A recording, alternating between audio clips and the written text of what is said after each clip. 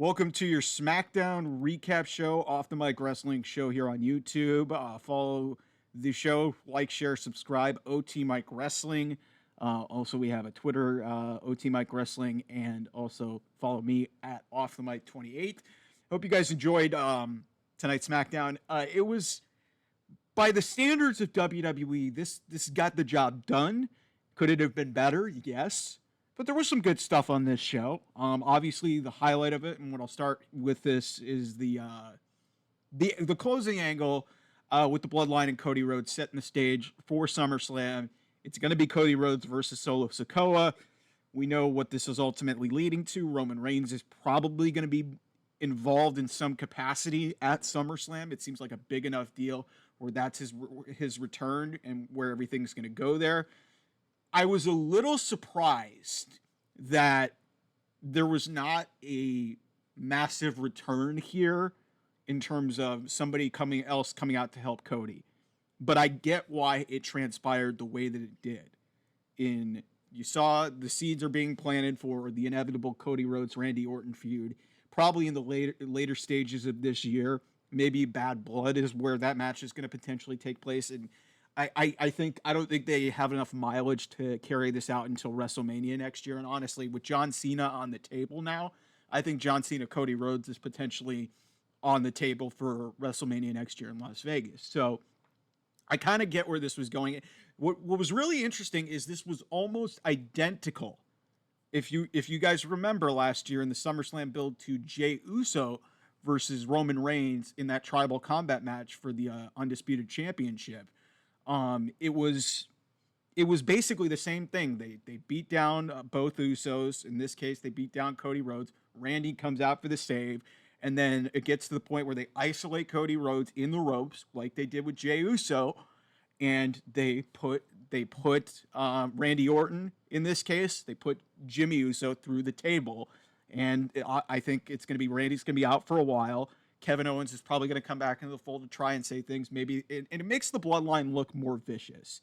But a couple things here. Number one, Randy's going to be out for a while, and I think when he comes back, that might be when the turn happens. Maybe they milk it a little bit. But coming out of SummerSlam, Cody is probably going to go away from the Bloodline because then it's going to be Roman and his Bloodline that he's going to start building against the Solo Sikoa Bloodline. So that's the thing that really is interesting about this. Like I said, it was an identical. And you remember what happened out of like I said, if we're comparing segments, what happened coming out of that is Jey Uso turned on Jimmy Uso. It may not have made a whole hell of a lot of sense in the moment.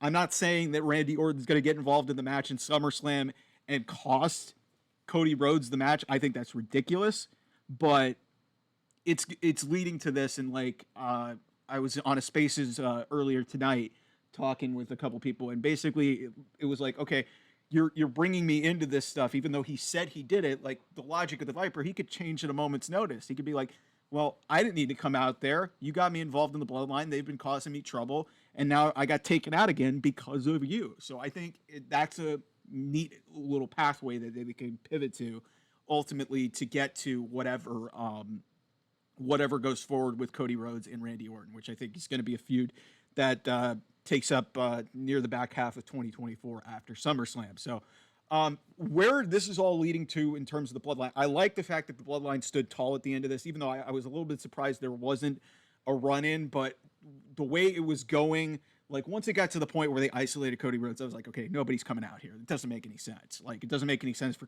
somebody to make a save like a Jimmy Uso. And also, I think here's what's the interesting part of this. I thought Jimmy Uso might play a role in this, but then once it got to where it was, with Cody being isolated in the ropes and Randy going through the table and basically effectively getting taken out of the picture for a while, it sets the stage and the groundwork for what we're looking at potentially with the OG Bloodline getting back together. I think Cody Rhodes is going to enlist the help of Jey Uso in this case, because if you remember, he brought Jey Uso over to Raw. Jey Uso's on Raw. He's not going to be really doing a whole hell of a lot. Maybe he has something with the Wyatt Six, but I think Jay's going to come into the fold with this and start to form this new OG Bloodline. And then you're probably going to see Jimmy Uso come in and save his brother when his brother's in peril. and that's when the Uso reunion, maybe they'll build to it a little bit like they did with Sami Zayn and Kevin Owens, or they'll just get back together immediately. Jay has always said in promos that he wanted to put this aside so we could see. But Jay's character also doesn't seem that way. He was very resistant to Sami Zayn for the longest time. Um, he was very resistant in a lot of cases to certain people. So his arc, that's going to be interesting to see how this plays out. But I think Jay, what this told me tonight is that Jay will be the first one really to hop over into this OG Bloodline versus New Bloodline 2.0. And then Jimmy will come back in. I don't know how the order of what will happen. Roman's obviously the biggest piece to this thing. And maybe the Usos are back together at that point at SummerSlam, and all of this chaos ensues with Randy Orton probably being out of the picture for that show, which sucks, but I mean, you got to have him sell his injuries. Maybe he's involved, maybe Kevin Owens is involved, or he gets taken out, but there's a lot to explore here. But this was like a neat first step into what SummerSlam and what the build is going to look like, and then what the latter part of this year is going to look like with the Bloodline versus Bloodline 2.0. But yeah, basically, you know, Solo, I've got to say this, and this is not Solo's fault, because he's been put in a position and they're doing the best they can to portray him as, like, you know, this mob boss and like this knockoff Roman. But everything that you heard in the build-up to Jacob Fatu coming in was that they didn't want him to outshine Solo Sikoa. Jacob Fatu's been there, what, a month? He's already lapped everybody in that group. Like, who the hell knows what Tonga Loa does? He botches low blows, but Tama Tonga's been okay, and it's been fine. But like, Solo's fine too, but it's like you just see immediately that Jacob Fatu oozes star power. Like, even in the run-in that he did, like coming out of the DIY, the natural, pivot out of the main event to the main event match, not the main event segment, but where he just absolutely just decks Austin Theory. And I thought Austin Theory was going to go through the damn LED wall on the side of the ring because of how well he sold that shoulder tackle. And then Jacob just is busting out pop-up Samoan drops and springboard split-legged moonsaults. And like this guy is just a freaking animal and a freaking star. And I understand why Solo's getting the match. He pinned him, and Solo's been around for a while. They've been building him up as the new leader of this bloodline. But the match that you really want to do is Jacob Fatu and Cody Rhodes. The problem is you can't do that match right now because you can't have Jacob Fatu lose and you can't have Cody Rhodes lose. So at some point, there has to be like recognition that Jacob Fatu is really the star of this group. And it's not, and like I said, that's not Solo's fault. It's just Jacob is so much better than everyone else in this group that it's hard to not see like the deficiencies of the other three guys in this group. But like I said, I'll go over the promo when we run back through this show. But like I said, Jacob Fatu really was the star of this show tonight because he just literally, he's been there for a month and he already feels like one of the biggest deals in WWE. And I can't wait to see him interact and have a singles match finally. They're going to protect him for a while in this Bloodline feud, but when he starts getting singles matches, like, maybe that's why, because they don't want to rush him into these matches, because naturally you're going to think he's going to just have to kill everybody. But, man, like, that was the big takeaway for me from this closing angle, is in addition to the Bloodline looking super, super strong and all these things and these pieces getting laid out for what's going to happen down the road to SummerSlam and for the rest of the year, Jacob Fatu is just a freaking animal. And it's, like I said, it's not these other guys' fault. It's just that this guy is so much better than the other three guys in the new Bloodline. It's just it's not even close. All right, so let's run through this show real quickly here. So show starts with Tiffany Stratton coming out for a promo, and this was fine. You could tell Tiffany's not really as experienced in terms of live promos. She did the best she could. But then Bayley comes out to confront her, threatens that if Tiffany cashes in on her, it'll be the first time a woman fails to cash in. Bayley also takes a shot at Tiffany for not knowing what WWE was 5 years ago when Bayley won that briefcase and cashed in on the same night. That was a nice little. That's a neat little bit of perspective here of just like the fact that how good Tiffany Stratton is, and how long Bayley has been there. And you've gone through eras of NXT, and you've gone through like people like Tiffany Stratton who have a gymnastics background and morph into WWE and become like this big star in Tiffy time, and is now Miss Money in the Bank and is on the verge of becoming a women's champion. So that was neat. Then Nia Jax comes out, and Bayley says to Nia that this isn't the hugger Bayley or 2017 Bayley that you put on the shelf for 3 months, you idiot. I love that we play into the old character, and like when Bayley kind of got buried as really a performer, and she's really molded herself nicely into this new Bayley that we saw through Damage Control and the heel version of herself, which is the longest reigning SmackDown Women's Champion ever. So that was neat. Bayley also hinted that Tiffany might cash in on Nia because Nia's got PTSD from the last time she had the title. So even if she were to lose, and if you guys remember, it was Nia versus Ronda Rousey at the 2018 Money in the Bank event in Chicago, and Alexa Bliss won the Money in the Bank briefcase and cashed in. In fact, it was a DQ in that match because Alexa used the briefcase, took Ronda out, it protected Ronda. She beat Nia for the Raw Women's Championship at that point. So neat little bit of a callback there to what that was. So they're clearly playing into that. One of my favorite parts of this promo, and Nia Jax, I've got to say, man, she has low-key been one of the best Triple H re-signings since he took over creative. And a lot of people just do not like Nia Jax, thought she's problematic in the ring. She's got problematic beliefs personally or whatever. She got fired the first time she was there, but she has come back and been guns blazing. She had a great feud with Becky Lynch. And she had a great run through the Queen of the Ring tournament, that fantastic finish at King and Queen of the Ring, beating Lyra Valkyria. She's now Queen of the Ring, and now she's going to go ultimately for the title at SummerSlam. And I think there's a good chance that she wins it. But this is the best version of Nia Jax that we've seen. So Nia comes back with a comeback to Bayley, calling her BBL Bayley, and looks right at her ass. And it's a running joke in the wrestling community about Bayley's, assets. And so that was a funny little line. Then she called Tiffany her personal little Barbie doll, which was great. So then the heels attack Bayley 2-on-1. Michin comes in for the save. This leads into Nia versus Michin, which was set up over the last couple weeks into backstage stuff, and leading into what's ultimately building up Nia for this championship match at SummerSlam. An ongoing thing throughout the night, Chelsea and Piper Niven were outside. Chelsea's in a neck brace. They're waiting on Nick Aldis and trying to get into his office to get a meeting about some of the circumstances that happened at Money in the Bank after Chelsea went through the table. Honestly, safest table bump I've ever seen in my life.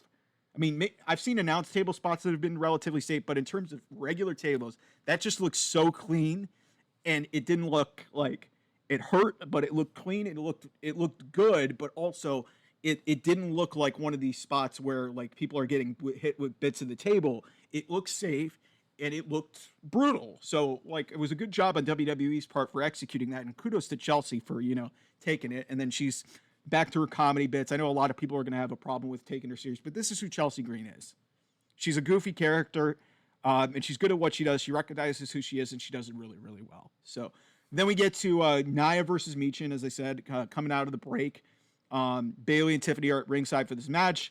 Nia actually knocks off one of Michin's eyelashes with the stink face spot, which, oh man, that was something. Nia then drops Michin off the apron face first. It looked like almost like an inverted atomic drop, straight face first into the apron, and then does a clothesline to her on the outside, and then we go to break. Michin gets her comeback in with a Hurricane Rana, and then does a cannonball in the corner. That gets two. Nia then misses her big leg drop. It misses her big leg drop, and it sets up Michin, I think, gets a DDT in. Tiffany had distracted the referee. So Michin gets a DDT, and that's a near fall. Tiffany distracts the referee, and Bayley interferes. It leads to all this crazy chaos with a kendo stick being introduced into the match. The referee's distracted. I think that's when Michin gets that DDT in. So a couple good near falls. They made Michin look good, but then it leads all the way into Nia hitting the Annihilator for the win. Nia goes over clean. No surprise here. A little bit of shenanigans involved, but I mean, Michin has looked like she has belonged. She had a great little run in NXT with, she was involved in the Women's North American Championship ladder match. She had a great street fight with some crazy spots against Jada Parker, but Michin, for the first time in a while, has actually looked like, a formidable part of this women's division. We knew Mia Yim was really, really good, but they've never figured out in WWE how to really utilize her on the main roster effectively. And this was an effective use of her to help put over another talent. She looks strong. So that was really good. So after the match, Bayley comes in and she gets double teamed by Tiffany and Nia. And then Nia tries to leave, is on the apron, and Tiffany looks at her briefcase, goes over to the ref and starts looking at her. And Nia comes over, walking into the shot, and gives Tiffany this look like, what the F are you doing? And no cash in happens. This was good. This was really good because it's planting the seeds of what may come. Some people are expecting a cash in at SummerSlam. I hope they keep the briefcase on Tiffany for a while here, because the commonplace in WWE since the briefcase was instituted, the longest term cash in, the longest holder of the briefcase was Carmella the first year that they had it. And that lasted almost a year. Ever since, it has been day after, on the day of the Money in the Bank event, or day after, like I said, or you get Io Sky cashing in at SummerSlam last year. That's the second longest holder of this briefcase. At some point, you've got to have a long-term briefcase holder like a Tiffany Stratton. So I hope that if it's Nia winning at SummerSlam, if that's the finish you're going with, I hope they don't get happy feet and have Tiffany try to cash in then. Because then, I mean, is she going to beat Nia? Can you make that be convincing to me? I don't know. If Bayley wins, I could totally see a scenario where they go with the cash in, and that would make some sense. But frankly, I think Nia Jax has deserved to win the women's championship at this point. Bayley's been a fine women's champion, but Nia has earned this spot for the work that she's put in since she came back. Like, she's really been great, and low-key one of the best parts of this women's division. And it's kind of annoying that we all used to hate her and we all have these perceptions about her for some of the stuff that she's put on her social media and whatever. But she's really been great, and I really hope that they don't use that as a way to get Tiffany Stratton, because there's no rush to give Tiffany the title too, because she's in her mid-20s. She's got her whole career ahead of her. That's why one of the main reasons why I thought Chelsea Green was a better winner, because you don't need to rush to put the title on Tiffany Stratton. But ultimately, this was fine. I think they're going to play this out, and I hope they will. You get a Solo Sikoa promo. He talks about them being a more aggressive family, so that was great. Then you get a pre-tape promo in the stands with Andrade. Some AEW fans saying, man, Andrade feels back in AEW because it's an empty arena. That was pretty funny. So it's Byron Saxton interviewing Andrade. Carmelo Hayes comes in and says, why are you talking to this guy? I was the star of the match. I'm the number one guy here. I was the number one draft pick. I challenged Cody Rhodes. I beat Randy Orton. Yeah. And then basically Byron asked a question, okay, what's next for Andrade? And then Carmelo came in. So then Andrade, after Carmelo says all his stuff, he answers the question, what's next for him? And he says, what's next for me? Him. And he points to Carmelo, and they set up a match for next week. That'll be awesome. Andrade and Carmelo, that'll be a fantastic match. Then we get a low-key, pretty decent tag match between Baron Corbin and Apollo Crews against Angel and Berto. I got to tell you, I am all in on babyface Baron Corbin. This has a chance to be really good, and him and Apollo Crews worked really hard, worked really well together for a thrown-together tag team. At the start of the bell, Baron Corbin throws Apollo Crews to the outside. Then the faces knock the heels to the outside again, going into break. and they do the exact same thing except in reverse with Apollo throwing Corbin to the outside. When was the last time you saw Baron Corbin do a dive like that? That's pretty awesome. A loud "Let's go Corbin" chant as the heels are working him over. Corbin then hits a Death Valley driver to get the hot tag. There's a big comeback, leads to a crossbody by Apollo for 2. Corbin then takes out Santos and Berto outside. Santos is getting involved in this match. Apollo hits a gorilla press, and then Electro Lopez gets on the apron, distracts the ref. Santos gets a knee in on Apollo, and then Angel hits the wing clipper, which is still a very sick-looking finishing maneuver, and that gets 3. The heels win this match. It makes sense.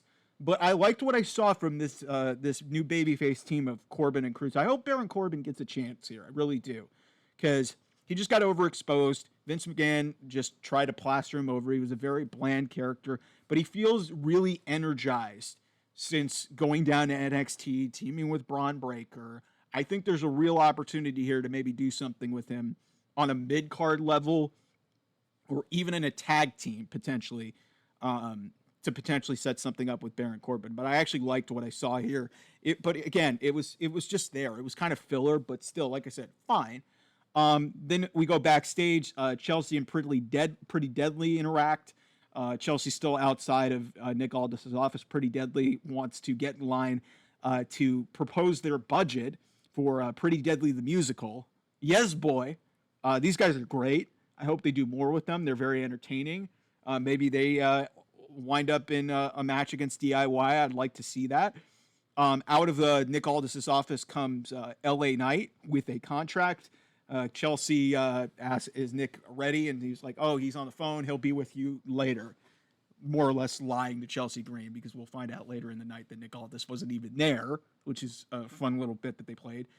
Cody and Randy are backstage. Randy says he will always and forever have Cody's back, insisted he keep KO at home with his family. But if you need, he basically says, hey, if you need me when you go out there to face the Bloodline, I will be there no matter what.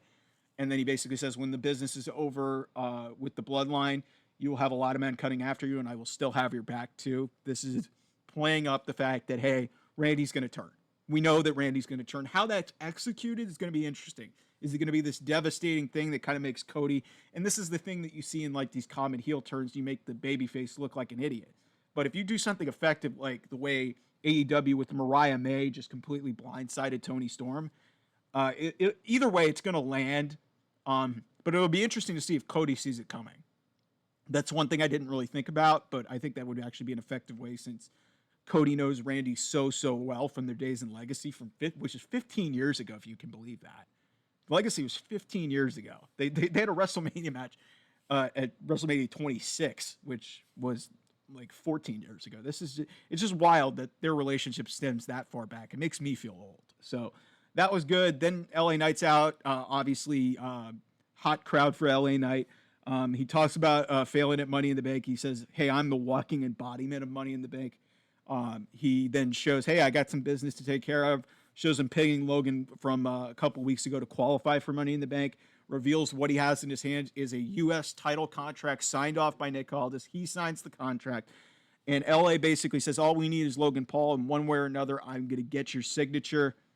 And Logan says it's revealed in promoting next week's show that Logan will be back next week. This is all we needed, man. LA Knight is as good as there is on the mic. He can sell anything. The crowd's eating out of the palm of his hand. I can't wait to see this match at SummerSlam. And finally, crown our king, LA Knight. Yeah, you got to do it. At some point, we've been waiting so long for the crowning achievement. Like, they made a damn battle royal last year, SummerSlam. At some point, all of this build has got to pay off. And Logan Paul, he's been a fine United States champion, but here's the reality. He has had two televised title defenses. That's it. And he's held that title since November. Like, that's ridiculous on any level, okay? At least Roman Reigns early in his title reign was defending it. Towards the back half of it, he wrestled like 4 times a year. Logan has done next to nothing with that U.S. title. Like, I understand he's a big star, but it's just like, it's not doing it for me. It's time to take the title off of him. Give it to LA Knight. He deserves it. Another kind of thrown in match. I understand why they did it, but Blair Davenport Blair Davenport versus Naomi. Naomi got her split leg lead drop from the second rope for a 2 count. Then there was a springboard spot from Blair, double foot stomp off the ropes to the arm of Naomi, and runs Naomi's arm into the ring post. And Naomi is selling that injury through the break and through the rest of the match. There's a lot of near falls near the end, a lot of roll ups, and then Naomi hits her like sit out finisher and roll up combination for the win. I was a little bit surprised that Blair lost clean here. She seemed like a big, decent draft pick near the end, and she really hasn't done anything on the main roster. That's only her second match. So I was a little bit surprised that Naomi went over clean.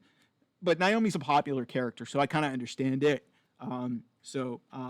Naomi then, after this, meets backstage, is hyped up by Jade and Bianca, who are on the show. They are the ones who reveal that Nick Aldis isn't even there, and Chelsea walks in and is so dejected. Pretty Deadly walks away. Blair comes up for like this show of sportsmanship, but then attacks her after Chelsea storms past everybody, saying, "Oh man, this is the worst day ever." And clearly Blair and Naomi is not over. Nonetheless, saying the way that they did the finish and then they continue this feud, that's odd. I'm trying to figure out what. And the same thing goes for Kiana James. They got to start doing something with these. Like, there's a running joke with Odyssey Jones that he was drafted like a year ago and he still hasn't had a match. Like, some of these NXT call-ups, I understand your roster is big, but if you're going to start calling up these people, at least have a plan for them. And this is an AEW. Like, they should be better when it comes to, like, you know, having tabs on some of the people on the roster. Like, Lyra Valkyria has been booked fantastically since coming up from NXT. But Kiana James and Blair Davenport have been just kind of background characters. So hopefully that changes. Then we get the main event match, which was DIY versus A-Town Down Under.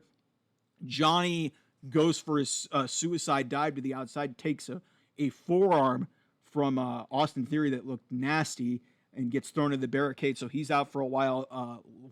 Grayson Waller gets in this really awkward-looking DDT on the apron, and the heels are in control going to break. Then we get a knee from Theory by Ciampa off the top, and that sets up a hot tag from Johnny Gargano.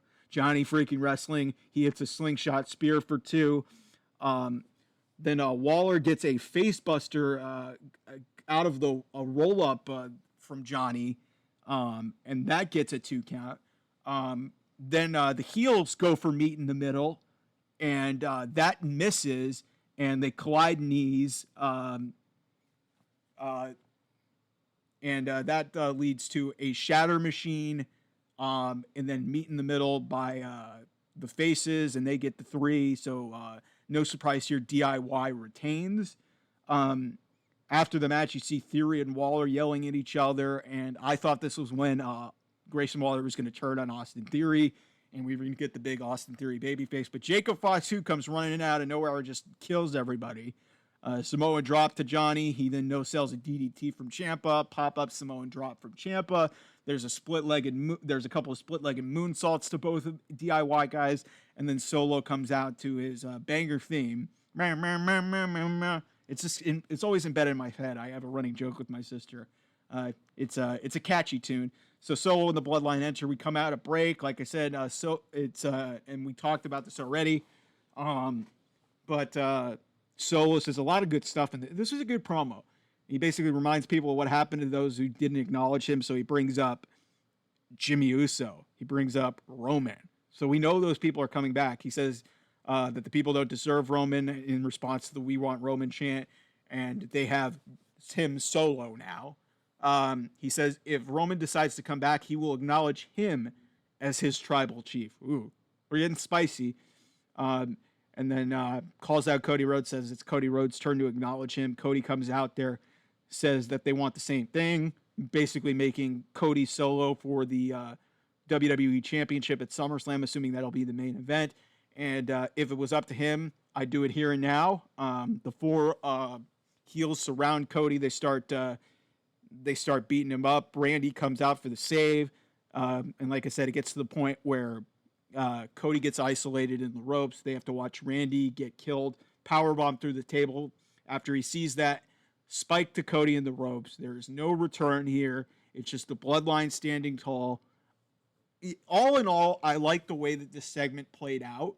Um, I think that it's a smarter way to go about this. Although that being said, the way you built it up coming out of a pay-per-view, I would have liked to have seen a return. But with the way things were laid out, I think it makes a lot more sense here that Jimmy didn't come back here. I think now you have Cody call other friends with Randy seemingly out of commission for now. You'll probably have Kevin Owens come back. And then you can bring in Jey Uso. We know that Kevin Owens has trust issues with Jey, so that could play into it. And then you have Jimmy come back in. And then you start building the OG bloodline. Roman will come back at SummerSlam. And then I would assume that if Sami Zayn loses the Intercontinental Championship, that he'll join the OG bloodline, and that's your War Games match. Assuming it's going to be here in Los Angeles at the new Intuitome, the home of the Clippers. So that's exciting, and I can't even begin to tell you guys. This is the bloodline, like, without, I didn't know if it was going to be able to work without Roman, but Paul Heyman carried it. But then the viciousness that Solo has had has paid off from the way Heyman has sold it, from the way commentary has sold it. It's fine. That being said, Jacob Fatu, I said it to start the show, Jacob Fatu was the MVP of this show, and he is outshining every member of that bloodline by miles. And I get why Solo's got to be the leader, but Jacob Fatu just feels like a much, much bigger deal. And again, that's not through Solo's fault. It's just Jacob is so freaking talented that it's hard to avoid this. And like WWE kind of already admitted that they knew that they were kind of in a pickle here trying to figure this out. So anyway, that's SmackDown. Solid show. Kind of by the numbers. Could have been better, but get you through. The storylines were moved along, progressed. There were some interesting matches in between that sort of filled out the show that were fine. But it wasn't anything to write home about. So not going to say I was disappointed, but I was left a little bit underwhelmed with this show. All right. Couple quick things here. Really, let's start off with this. So it sounds like, and I saw a video before I started recording this, Motor City Machine Guns on Chris Sabin and Alex Shelley, for those who don't watch TNA, they at an indie wrestling event were alluding to, hey, we don't know what the future holds for the Motor City Machine Guns. A lot of their indie bookings have been taken off the table, which is usually an indication that they are going to WWE, because WWE does not allow other talent to really work elsewhere. And that's interesting because obviously the partnership with TNA, but really you don't see people like Jon Moxley go from AEW to, like, the AEW does that. These guys aren't exclusive. So I find it really interesting. If the Motor City Machine Guns show up in WWE, that is a huge get for the WWE. This is one of the best tag teams in the world. They've been one of the best tag teams for a long time. Sabin and Shelley are fantastic. I think it would add a lot. I would love to see them face Judgment Day. I would love to see them face Johnny Gargano and Tommaso Ciampa. This tag team division, since being split up, is kind of gone back to what it was. Not a lot of over teams. And they're starting to throw together people like a Corbin and Cruz, which I don't have a problem with. But if you have an experienced team like the Motor City Machine Guns, I think that's actually a good idea. Speaking of TNA, if you've been paying attention to TNA, I know a lot of people don't watch it. So we talked about Joe Hendry. He's in a 6-way elimination match in a couple weeks at one of TNA's biggest shows of the year, Slammiversary in Montreal.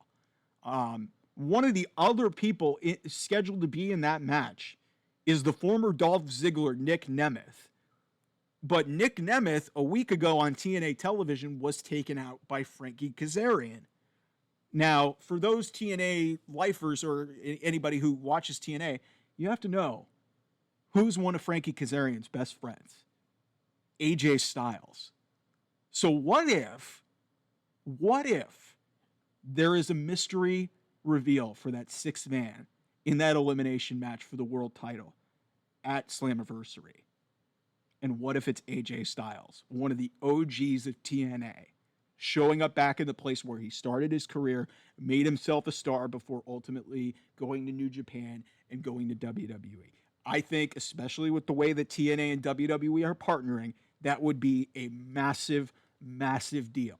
And I hope that it happens. It's obviously unfortunate that Nick Nemeth, who I really like, I've been a big fan of Dolph Ziggler for close to 2 decades. I've been following his career for a really long time, even dating back to when he was with the Spirit Squad. But when he became Dolph Ziggler, and this has been like 15, 20 years, it sucks that he is sort of collateral damage as a part of this. But if that's where this is going, I think that that is just a fantastic win for both companies. I think AJ Styles gets to go home, gets to potentially compete for the world championship, which he held on his way out the door there. And Frankie Kazarian being the one to set the stage for this makes a ton of sense in storyline.